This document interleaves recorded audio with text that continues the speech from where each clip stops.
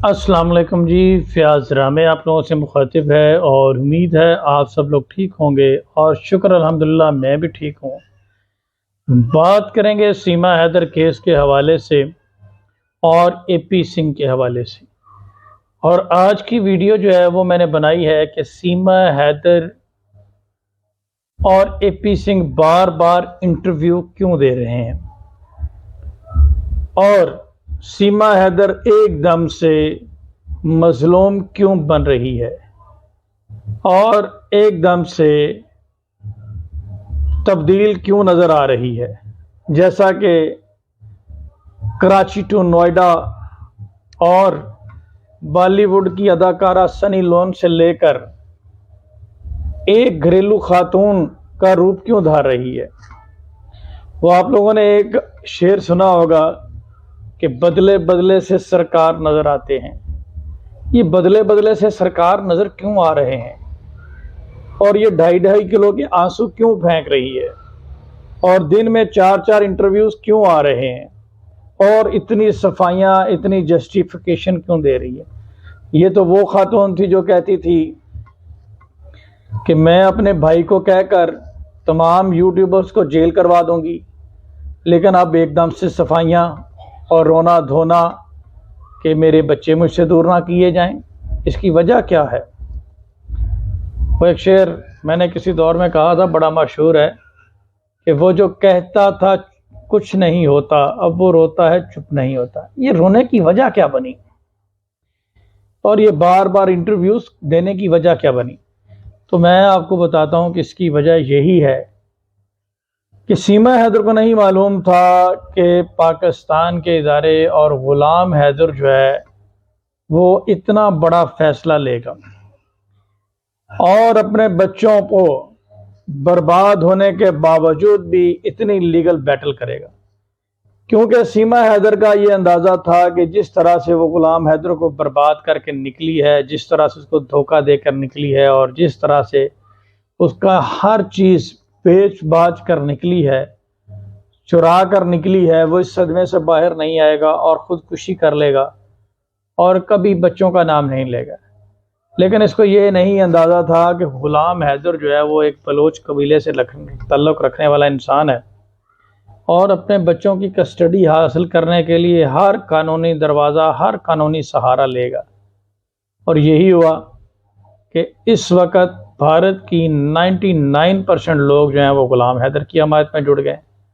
अब इस खातून को पता चल चुका है कि इसका अंजाम बहुत बुरा होने वाला है और किसी भी वक्त इसको डिपोर्ट किया जा सकता है या जेल में डाला जा सकता है।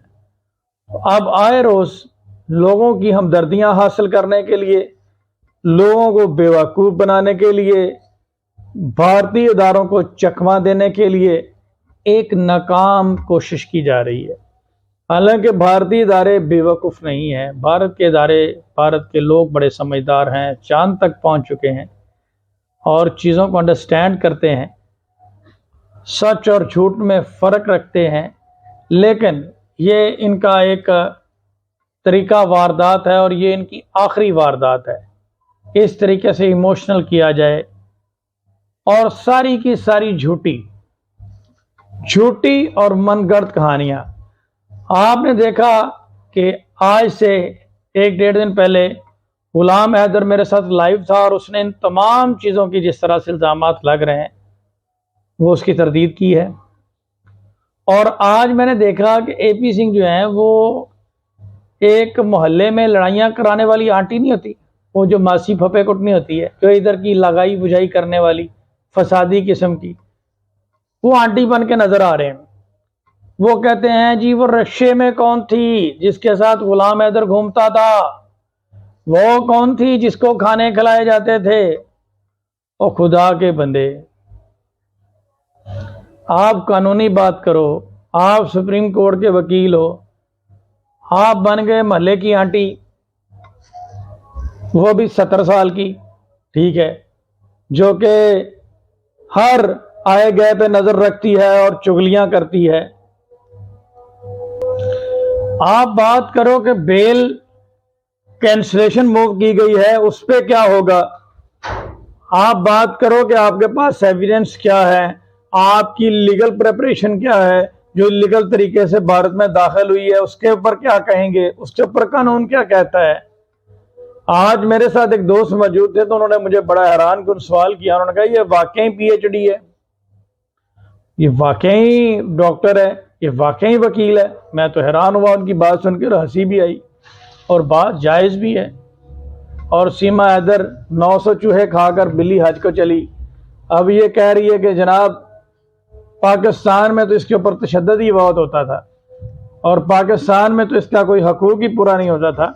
تو میں یہاں پہ ایک بات کہوں گا، اور اب یہ کہتی ہے کہ میں نے کبھی ڈیورس نہیں کروائی، ڈیورس تو میرا ایک بچہ ہونے کے بعد ہوئی۔ کمال ہو گیا بھائی، کیا بات ہے۔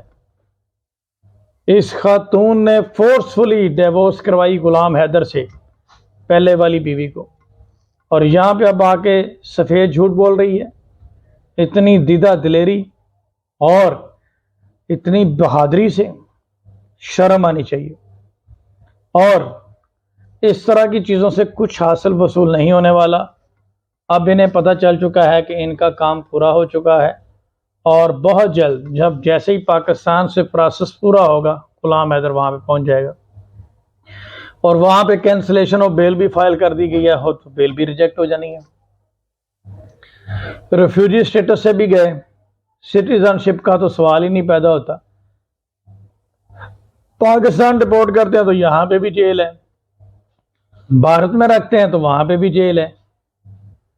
تو یہ سارا جو ڈرامہ ہے، مکان بن رہی ہوں، میرا مکان بن جائے، میرا پتی مجھے مل جائے، واہ، یہ ساری کہانیاں مینت سماجت ہے، اور ایک طرح سے بھارتی اداروں کو مکھن لگانے کے مترادف ہے، لیکن اس کی کوئی سننے والا نہیں ہے۔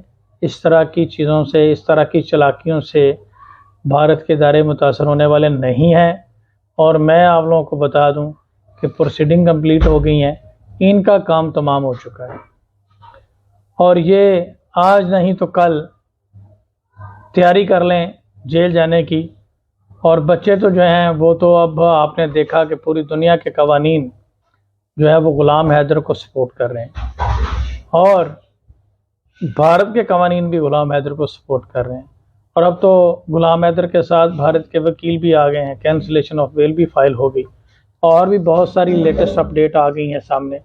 اور جو اس نے بیل پٹیشن فائل کی، کراچی سے لے کر بیل پٹیشن تک سب جگہوں پہ تو غلام حیدر کا نام ہے، تو یہ پوری طرح سے برباد ہو چکے ہیں اور اپنے انجام کو پہنچنے والے ہیں۔ اس لیے یہ بار بار انٹرویو آ رہے ہیں۔ بہرحال اپنا بہت سارا خیال رکھیے گا، دعاؤں میں یاد رکھیے گا۔ اللہ حافظ۔